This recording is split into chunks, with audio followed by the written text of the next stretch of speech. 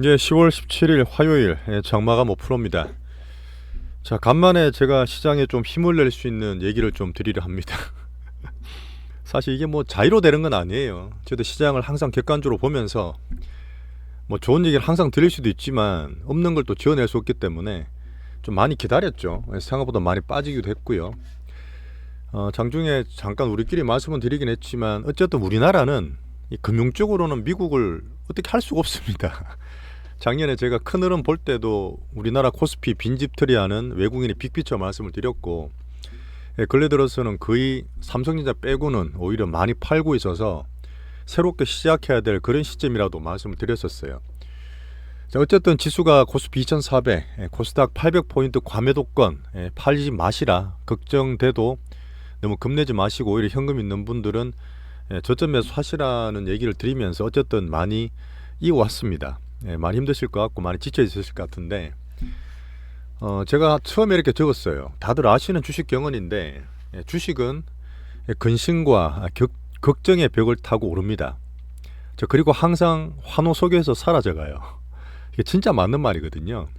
되게 유명한 분이 하신 얘기인데, 이게 정말 몇 년을 보는 사이클도 그렇고요. 우리 작년 2021년처럼 환호 속에 사라져간 적도 있었고, 작년에 정말 근심과 걱정의 하반기를 잘 거쳐오니까 반등을 또 크게 줬지 않습니까?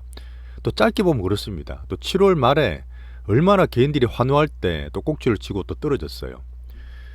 자, 외국인이 오늘 17거래일 만에 코스피를 샀습니다. 저 의미가 있다 봐요. 어쨌든 빅피처를 그리는 외국인, 이머징 먹거리인 우리나라 코스피 시장, 코스닥 시장에서 지금 여러 가지 변수가 있지만 가장 기준으로 보는 금리나 미국 어떤 금융에 대한 매크로 있죠. 이런 부분이 크게 금융 시스템 망가지지 않고 악재가 터질 때 잘 견디시고 난 다음에 제가 봤을 땐 시장의 수급들이 조금씩 변화가 온다고 저는 판단하고 있습니다. 그 흐름이 오늘 반도체, 코스피 다들 보고 계시는 하이엔드 신고가로 나타났다 보고 있어요. 오늘은 물론 반도체가 먼저 움직였습니다. 근데 계속 제가 말씀드리고 있던 내년을 보는 AI 큰 성장 스토리를 봤을 때 우리나라 반도체는 꼭 큰 역할을 할 거라 보고요. 큰 먹거리 될 거라 봅니다. 하지만 이게 또 계속 가는 건 사실 아니에요. 어쨌든 밑에서 흐름을 좋게 만들고 머니의 시그널 정도를 말씀드리지만 이제는 기다리시거나 좀 마음을 주실 때 이전보다는 좀 편할 거라 봅니다. 사실 한 달 내내 빠졌어요. 17거래이란 말은 거의 한 달이거든요. 쉬는 날 빼면 거의 한 달 내내 팔았다는 얘기고, 실제로 외국인 때문에 9월달 살짝 초에 그러다가 10월 중순까지 내리 빠졌습니다. 그리고 지금 올랐다 빠졌다 하면서 얼마나 사람이 진을 뺐어요. 하지만 지금 제가 과매도권에서 반등을 주고 바로 못 가고 빠지게 되면 오히려 기술적으로 쌍바닥이 더 안정성 있다 말씀을 드렸습니다. 그런 면 때문에 지금 그런 상황이 나오고 있는 거고, 물론 지금 이스라엘이나 가자지구 쪽이 안정은 분명히 안 됐어요. 하지만 오늘 나왔던 바이든이 내일 18일 날 이스라엘 방문을 하기로 됐습니다. 확정이 됐고, 거기에 따라서 확전에 대한 우려감이 좀 줄어들고 있는 사실이죠. 그렇게 되면 어느 정도 이제 맥락을 잡게 되면 이 정시라는 거는 새로운 게 아니잖아요. 뭔가 새로운 게 아니라 같은 게 계속 반복되면 그런 불안감에 대한 적응이 생깁니다. 그런 면이 정시에서 나와주고 있는 그런 흐름이라고 보시면 돼요. 어쨌든 오늘 17거래 만에 외국인들, 우리나라 외국인 수급이 들어오면서 시장이 어떤 돈의 변화를 준다 보고, 그 뒤에 또 제가 보는 섹터나 테마나 또 종목의 흐름들이 있습니다. 그런 것도 말씀을 드려볼게요. 자, 그리고 지금 근심과 걱정의 벽을 탄다 말씀을 드렸는데, 우리나라 볼 때 항상 외국인 수급, 방금 말씀드렸던 큰 부분이랑 개인들 수급을 항상 말씀드리지 않습니까? 오늘 아시아에서는 또 우리나라가 제일 많이 올랐어요. 당연히 그렇겠죠. 변동성이 가장 큰 개인 수급 영향 큰 우리나라이기 때문에.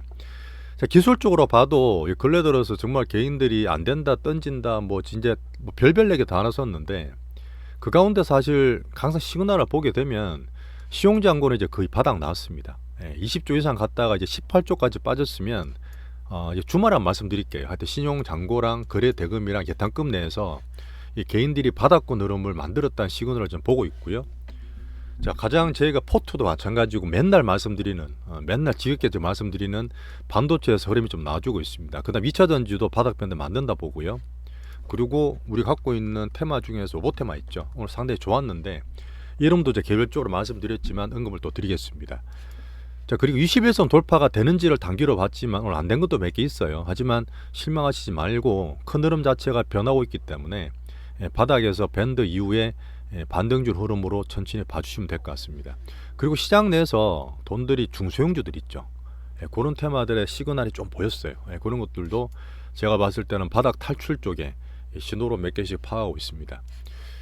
자, 여전히 시장이 지금 정말 고생하고 드립다 받고 바닥에서 올라가는 많아 이러다가 이렇게 돈들이 정신을 좀 차리게 돼요. 차리게 돼서 이 돈들이 어디로 가게 되면 분명히 시장의 흐름들이 보입니다.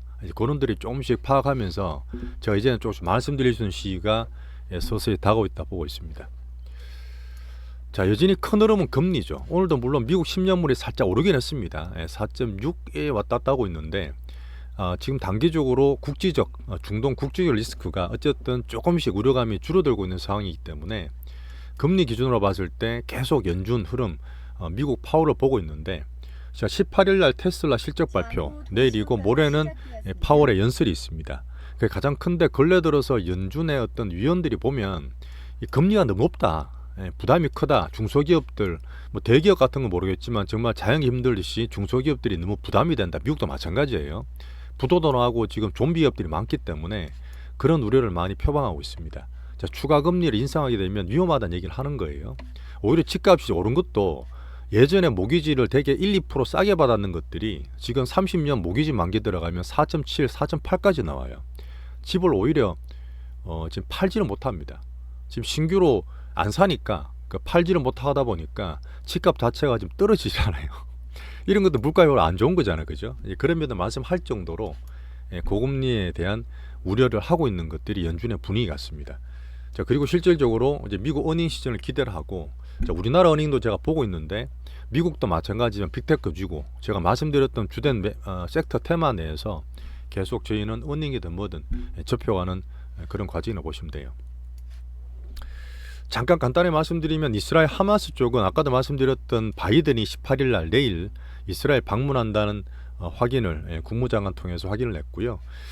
그 바이든은 그렇습니다. 가자 지구에 너네들 이스라엘이 가서 하마스를 척결하는 건 좋은데 인도적으로 해라. 근데 지금 이스라엘에 워낙 불이 나 있고 화가 많이 나 있는 상태이기 때문에 쉽진 않죠.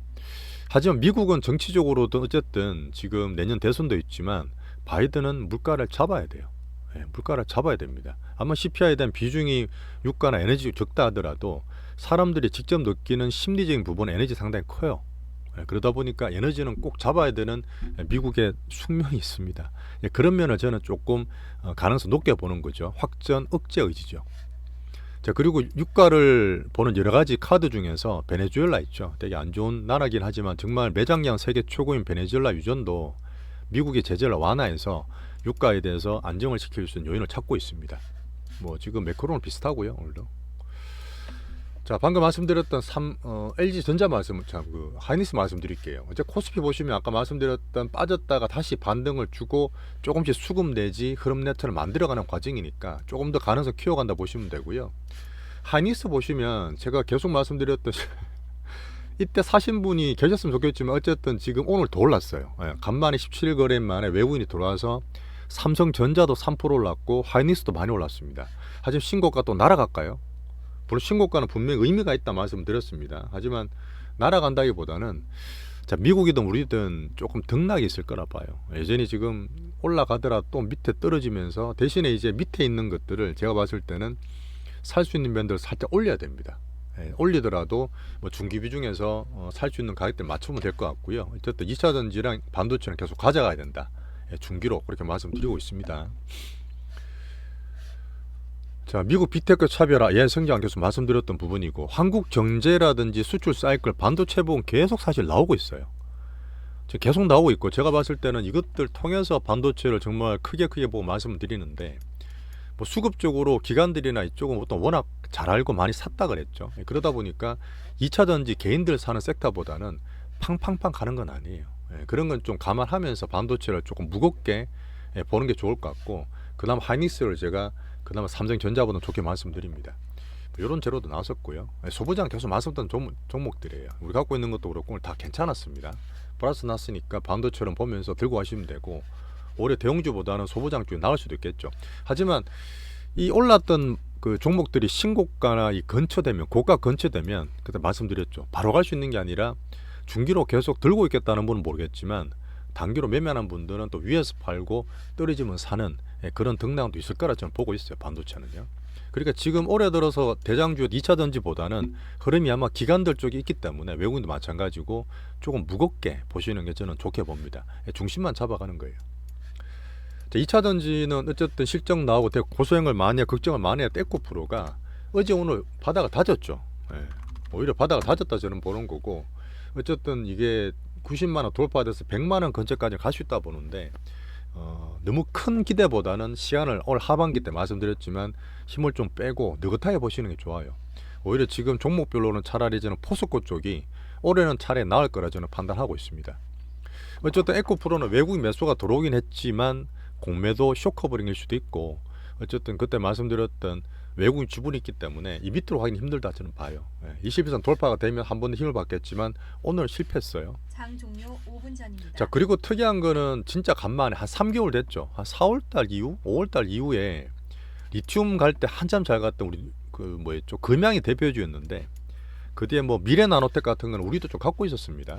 근데 그거는 또 말씀드리겠지만 하이드로 리튬과 리튬 포스가 한 반타작 나섰어요. 엄청 많이 빠졌는데 오늘 둘 다 상한가 붙었습니다. 자, 지금 근래 들어서 2차 전지를 안 좋게 봤던 부분이 중국의 공급 과잉, 탄산 리튬 가격이 계속 빠진다. 그 다음에 뭐 어떤 보조금 관련 얘기를 했었는데, 일단 중국에서 리튬 가격 자체가 제가 주말에 말씀드렸습니다. 어느 정도 빠져서 뭐 선물이 상한가도 붙고 바닥에서 만들어지는 과정이 좀 보인다 말씀드렸는데, 이런 쪽으로 돈이 들어와서 오늘 진짜 많이 빠졌던 것들이 상한가 붙었다는 얘기는 리튬 가격 자체의 반등을 기대할 수 있는 시장의 흐름이 좀 봐요. 많이 빠졌죠. 몇 개월 내내 빠졌는데 오늘 상당히 매수가 들어오면서 바닥권에서 탈출하려는 그런 모습은 저는 좋게 보고 있습니다. 자, 미래나노텍은 없어요. 우리 거의 없는데 조금 남았는 게 있는 게 뭐냐면은 7월 말부터 팔 때 요때 팔았어요. 3만 원대. 남았는 거의 팔고 뭐 조금 남은 데 있을 겁니다. 근데 그런 것들은 어쨌든 지금 리튬 테마이기 때문에 좀 더 있어 보시죠. 뭐 거의 없을 거예요. 근데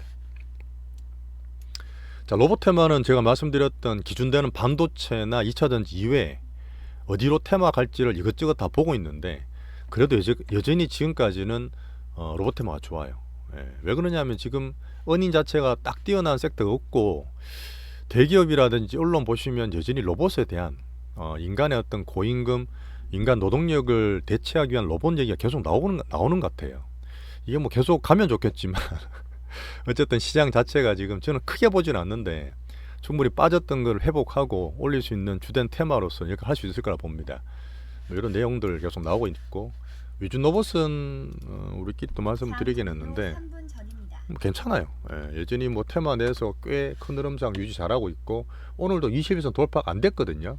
계속 이게 단타를 치면서 하고 있는데 거래 늘리면서 저는 파워를 모아간다 봅니다. 가지고 계시면 되고, 등락이 있겠지만 한번 슈팅을 해서 저는 올라갈 수 있을 거라 보기 때문에 단기 비중 적지 않아요. 계속 홀딩 하시면 되고 잘 버티고 있습니다. 별로 빠진 것도 없어요. 우리 종목에서.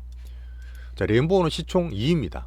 1위 두산 로봇이 시총이 지금 5만 원대 꺼져 있기 때문에 레인보우는 시총 2위 많이 빠져 있죠. 그리고 얘들이 계속 얘기가 나오기 때문에 이것도 우리 한번 중간에 팔았다 사고 그랬는데 일단 이 근래는 바닥을 다지고 있다 이렇게 판단하고 반등을 좀 기대해 볼게요. 시장 변화와 함께. 자, 바이오는 뭐 비슷한데 개별주로 보시면 됩니다. 자, 오늘은 시장에 외국인 수급이 간만에 들어오고 하이닉스가 신고가 쳤지만 바로 가는 건 아니고 등락 있을 거라 말씀드렸지만 시장의 변화를 좀 말씀드렸습니다. 개인들이 많이 지쳐 있어요. 정말 이제는 뭐 엄청 힘든 분도 계시고 그때 병원 저도 사실 머리 아플 때 진짜 많은데 처음 말씀드렸던 부분이지만 개인들이 마음이 오히려 좀 떠나고 이제 약간 허탈한 반응이 나올 때쯤에 또 시장은 조금 시그널을 줍니다.